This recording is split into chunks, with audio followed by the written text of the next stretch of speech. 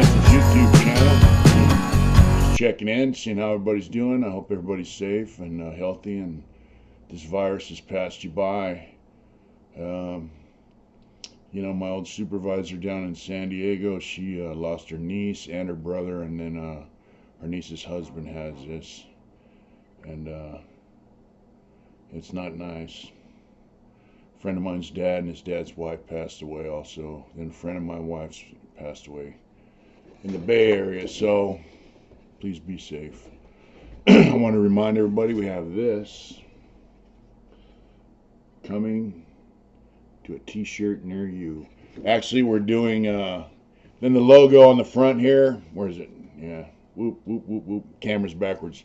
The logo right here will be like a sugar skull with HI, right? And then we'll have Hard Intentions written in the same lettering above the top there. Living Dead Girl. We're doing a prepay on that.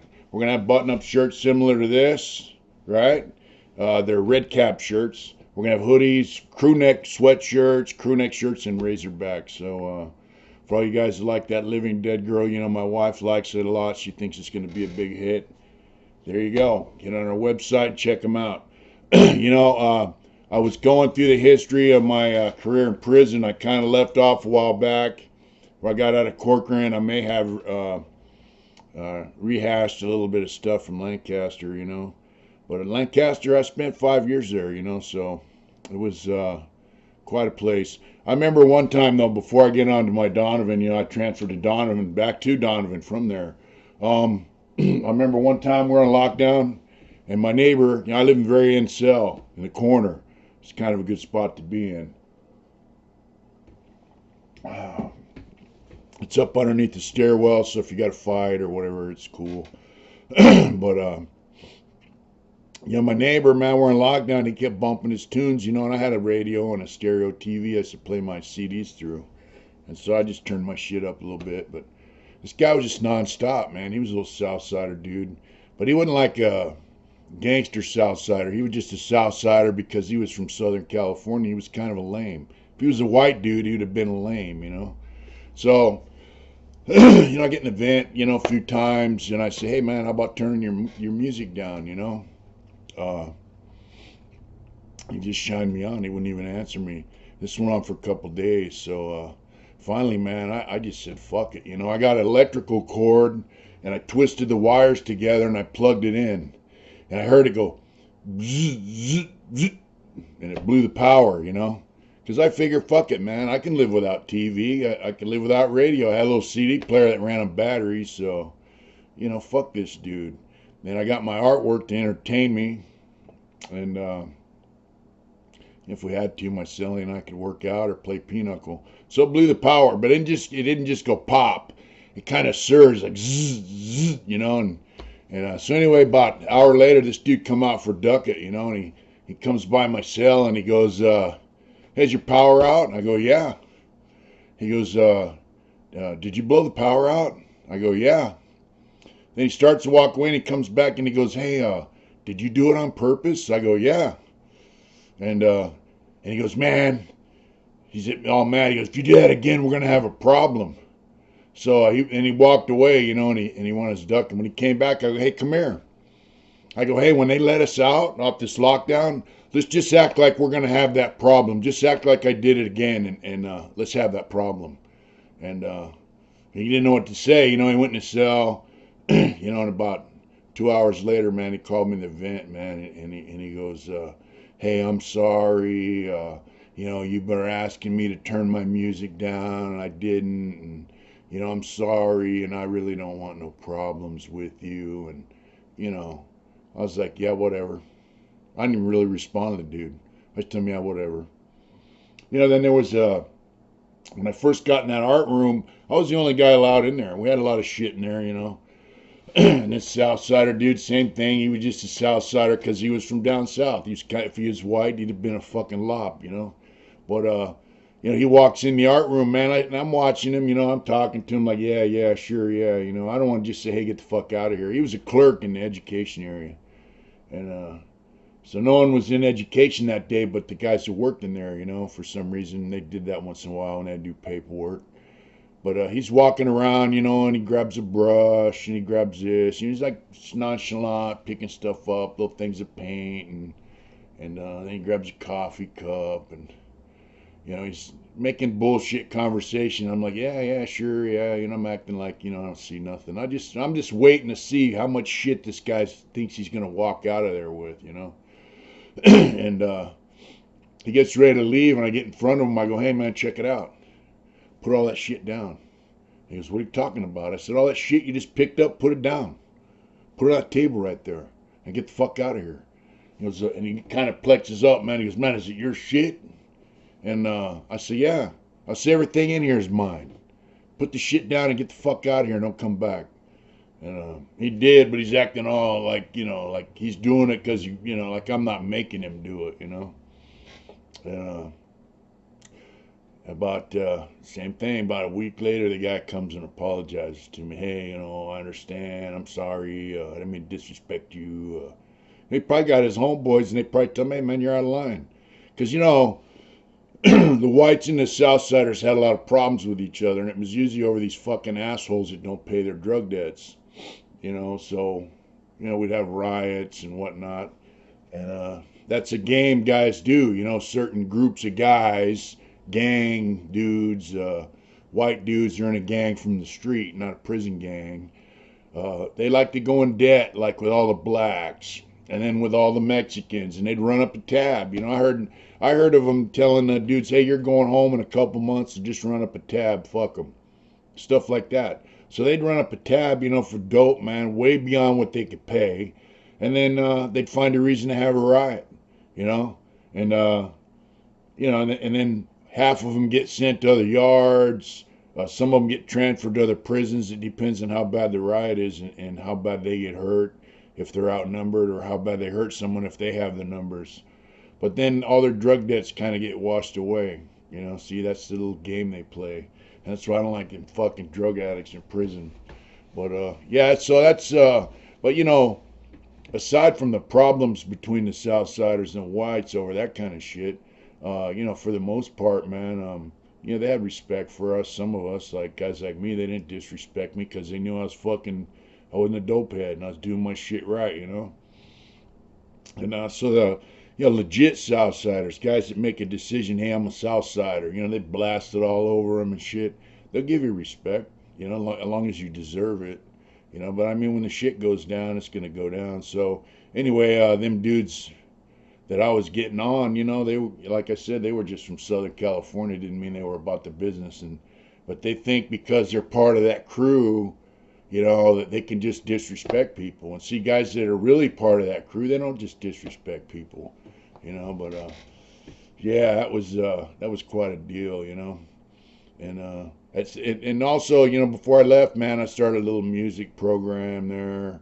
Bought a bunch of music shit, and they were the worst guys to fucking deal with. But there was a dude from Coco, Billy, and he was a hog, man. He'd go out and jog and run laps, but he was a dope fiend, like shoot heroin. Older cat, he's a couple years older than me, but he was fit, man. But he was a beast, But he would sing in this one band, and so they took him out to the hospital. I'm like, hey, where the fuck's Billy at? And they saw he's in the hospital. He came back and they had him on a treadmill, and doing a EKG and all that. And he's all, yeah, I feel fine. And they're all, dude, you ain't fine. Your heart's beating at like 1/3 the what it's supposed to. We're surprised you're not dead, The guy was a beast, man. So I gave him a pacemaker. His name's Billy.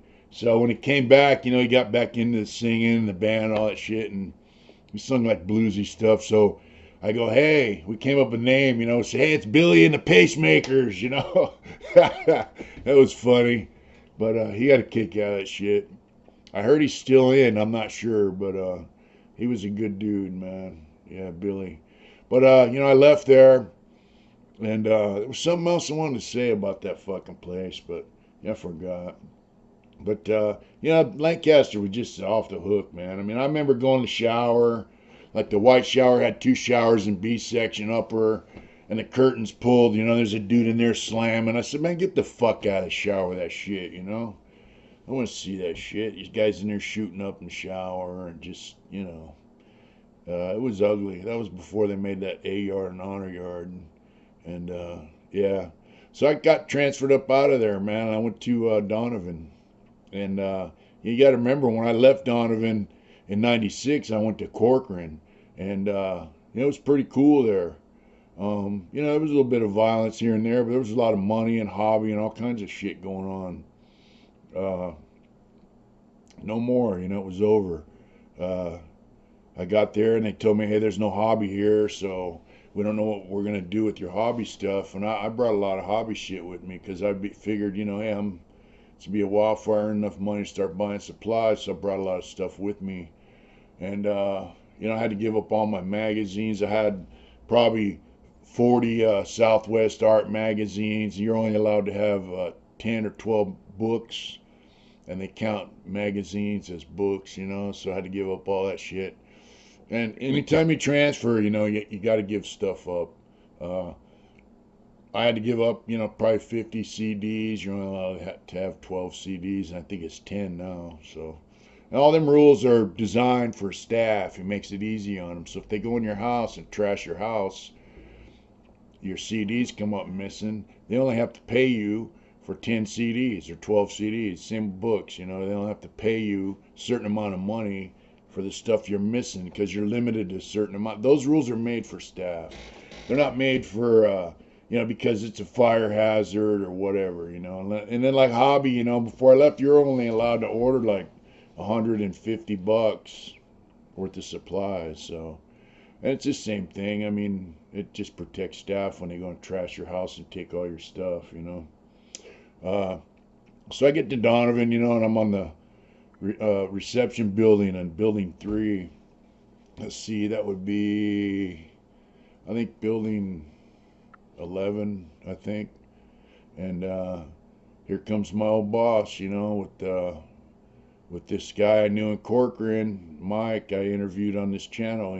They pop into my building, and my door pops, and there they are, my old boss. And she brought Mike with her, and it's like hugs and all that, and slid me a little Tupperware container, She had Mike slide it to me. It had a steak in it, and some homemade food from the pad, like welcome back, And I said, wow, that was kind of cool.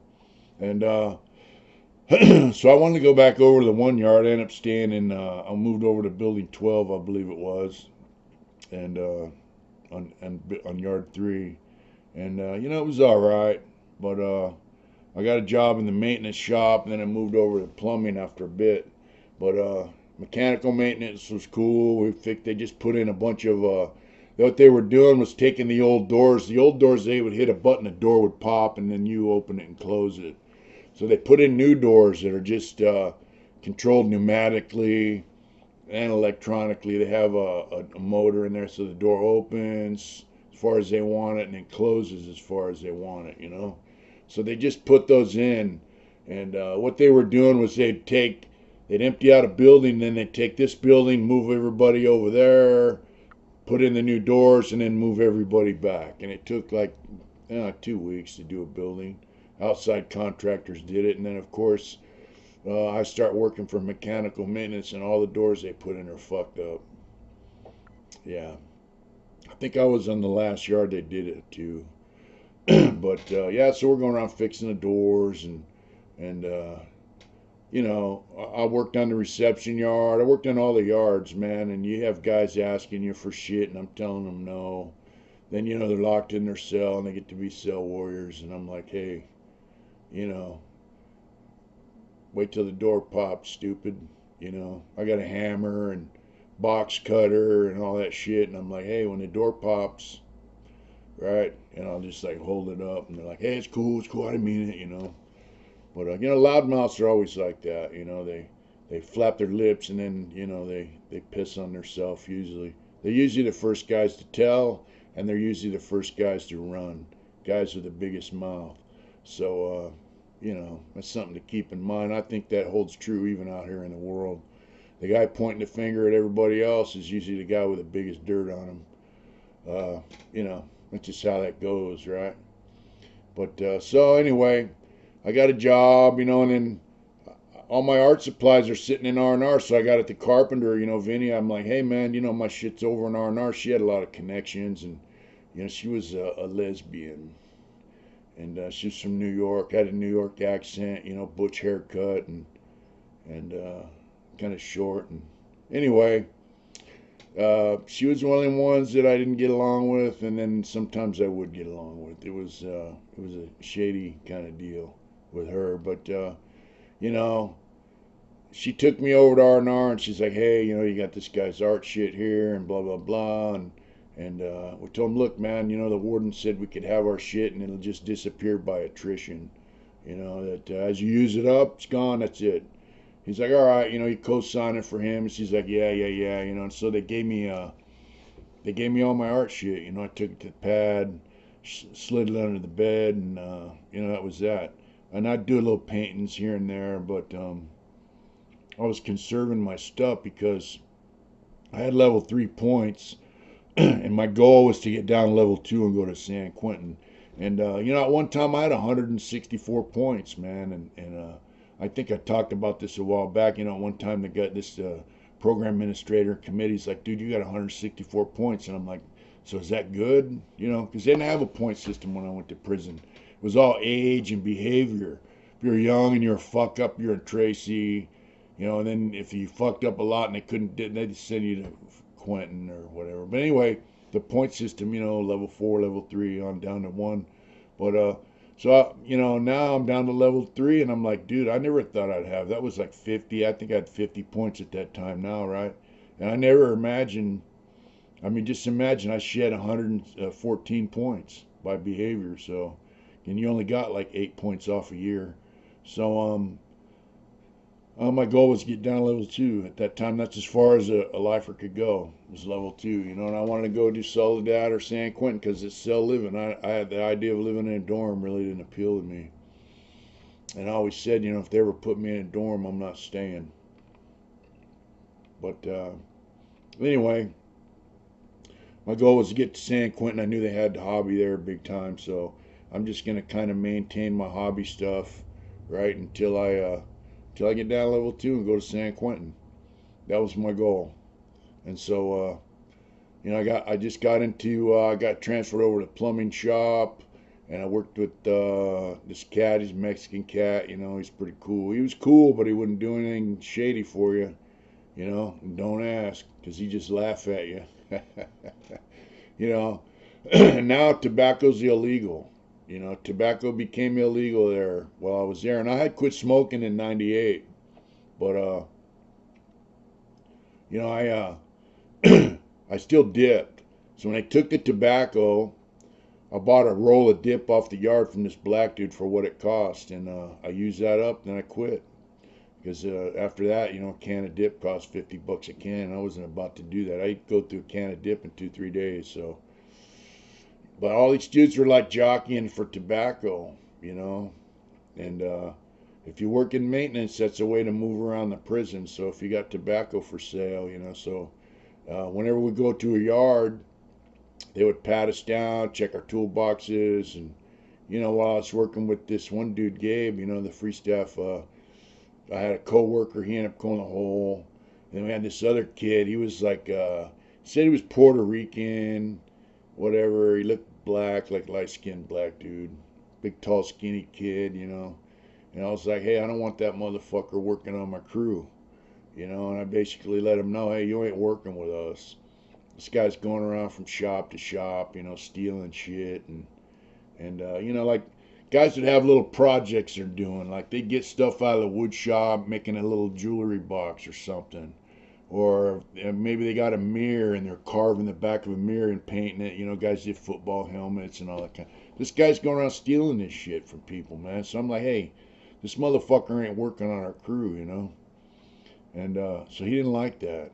So I remember he went back to the yard and he tried to smut me up, saying, oh, Smiley's telling on me, about some issue. And I forgot what it was. I think it was over a mirror.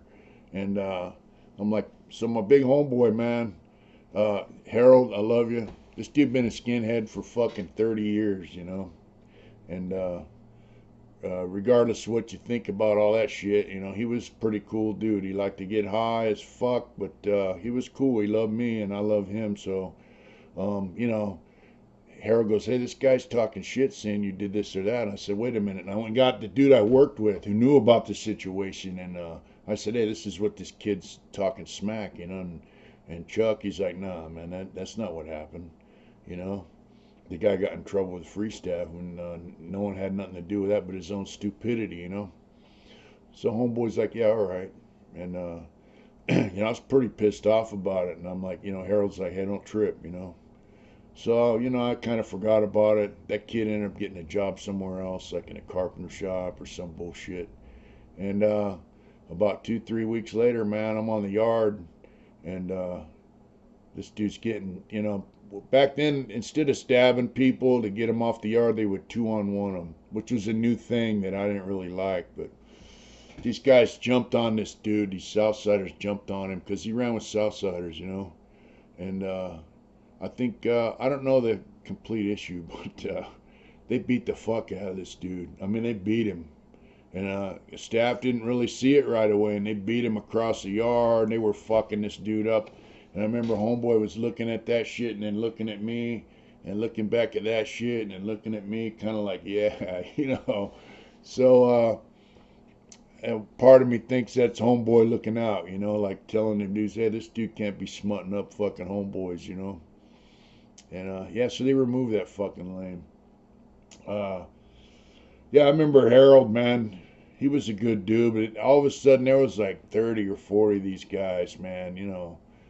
And one of them had some KDs, and he had some money. You know, he's a money guy. You know, he was just doing what was fashionable for him at the time. I guess a lot of guys who have money, you know, they're really not from a certain environment on the streets. They don't really, they try to fit in prison where they don't, instead of just minding their own and doing their own fucking time, right? So anyway, homeboy took his KDs, you know, his glasses. He's like, hey, man, give me my glasses back. Give me my glasses back. Guy's whining. Instead of just saying, hey, man, give me my shit, motherfucker. He's like crying about it. And homeboy tells him, hey, let's go over to building 13. That's a blind spot where the main tower can't see, you know. And, you know, you fight me and I'll give him back to you. And he's like, oh, come on, man. You know. Finally tells him, hey, either go there and fight me or buy me a shot, you know. And about a week later, I seen, you know, he had his glasses back and shit. So I told homeboy, hey, so what'd he do, man? He fight you? He goes, nah, he bought me a shot. You know, so that's the kind of guys that are in prison, you know. That's the kind of guys trying to fit in where they don't belong, man. I mean, you know, yeah. And, you know, the bottom line is if you have nice shit, nobody's going to fuck with you. But when you try to be part of a crew that you don't belong in, it's all bad, you know. And so on that yard, I mean, there was hardly no sports. No, there was definitely, now all of a sudden there's no interracial baseball, nothing. It's just like these dudes they changed their whole, they have an idea of what they think prison used to be, and they're trying to live up to that and trying to maybe step it up a notch. And there was a dude, he's actually Iranian. No, he's Iraqi, but he's white. He's a Chaldean, whatever. You know, he looks, he's blonde hair, blue eyes, all that shit. You know, he ran with the white dudes, and he was a drummer. And, you know, it's like they had a little drum music, because they had the drug program on that yard. It's like a SAP program, you know. And so they're having a little thing in the yard. They're going to play music and whatever. So he's practicing with other guys. He got like black dudes, white dudes in this little band, and they're trying to put on a little show in the yard. And this guy comes and tells me, oh man, you know, these dudes got at me, man, and said, you know, I can't play music with these black dudes. And he goes, man, I'm just a drummer. It's not like I'm eating with them or smoking after them. Or I said, hey man, you know, what do you want me to do, right? I go, that's your deal, man. You know, you gotta, you know, either step up or whatever. Let them run your show, you know. And yeah, I guess it didn't happen. So, you know, but that's the kind of shit that was going on there. But I just kind of bided my time. Like I said, my goal was to get the fuck out of there and go down to level 2, go to San Quentin, you know. So I stayed on the fucking 3 yard for a while. And then I got a job change over to the inmate day labor crew. So I moved over to 1 yard. And that's a job where guys from the trades who have retired on the streets, like one from each trade, like the masons, carpenters, whatever, they come into the prison. They work with inmates for construction projects in the prison. And they're allowed to do that for 6 months out of the year, whatever, you know. So they have the IDL supervisors, 1, 2, 3. Then they got a cop that supervises the IDL crew. And so they're going to put up a building that's 120 foot long by 60 foot wide, cinder block for the drug program. You know, because prior to this, they were using trailers for their program. So I'm on that crew, you know, and I'm like, cool. This is cool. They got a yard where they got cargo containers for all their tools and stuff, and then break areas in between each cargo container, and that's their yard. And we were working right across the street, you know. And I dug it. I was making, you know, 120 bucks a month. You're getting paid 95 cents an hour, which is top pay in prison. You know, I'm a plumber. I did some of the underground plumbing, stubbed up the sewer and some of the water mains and all that kind of shit coming up into the slab, you know. And then we start tying rebar for the slab and for the footing. Now the footings are 18 inches deep, and they got 2 bars every like 18 inches. And the dude's like, man, this is really overkill. But we're doing it, you know. And tying that rebar, you know, you have to keep it up off the ground, and then you have to tie horizontal bars and the vertical ones, and you got all this wire, and you know the wire cuts your hands up. It's a pain in the ass, man. You're down on your knees, and me and this kid Dave we're tying rod, you know, and no one's helping us. And this is the shit that goes on in there. All of a sudden there'd be these 2 or 3 guys over there helping us. I'm like, what the fuck, you know? Then I look up, and here comes the supervisor, and they'll when the supervisor pops up, you know, me and Dave just keep working, and they pop up like, oh yeah, like, hey, we're doing this, you know. Suck asses, you know. They call it butt dancing or whatever. And so I'm like, man, what the fuck's up with these dudes, you know? So then when they pour the footings, then we tie the rods for the slab, we get that poured, and then we had this little dude, Rudy. He's a free staff. You know, he's a retired mason. That dude's a little short Mexican guy, man. He could lay that. He laid all the corners, first couple rows of block. I mean, he did it like that. He was good, man. He'd always tell me, yeah. I go, what are you doing tonight, Rudy? He goes, I'm going to TJ, man. It's a 2 for 1, you know. 2 for Tuesday. Go down there. He'd go down to Tijuana, get him a hookers, you know. He was funny as hell. But, you know, and then, like, we had hot plates and shit, man. They brought in, Rudy brought in, like, three big slabs like this of carnitas, man. Had me fry it up, make burritos for the crew, and it was pretty cool. But I had a homeboy that worked on that crew as a supervisor. And there's another guy from my hometown that came in and run the bulldozer and shit in the backhoe.